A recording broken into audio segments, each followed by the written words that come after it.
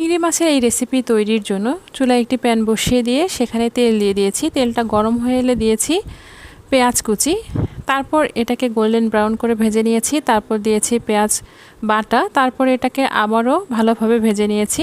তারপর দিয়ে দিয়েছি আদা বাটা, রসুন বাটা, আবারও এটাকে ভালো করে কষিয়ে নিয়েছি।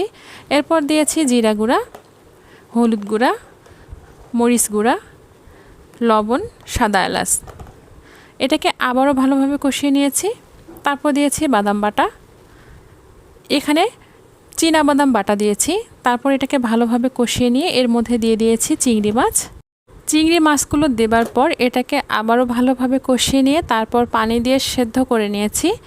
তারপর যখন পানিটা শুকিয়ে এসেছে তারপর এটাকে আবারও নেড়েচেড়ে ঝোলটা কমিয়ে তারপর নামিয়ে নিয়েছি। দর্শক, বাদাম চিংড়ির এই রেসিপিটি দেখতে পেলেন। ধন্যবাদ সবাইকে এতক্ষণ সাথে থাকার জন্য। আল্লাহ হাফেজ।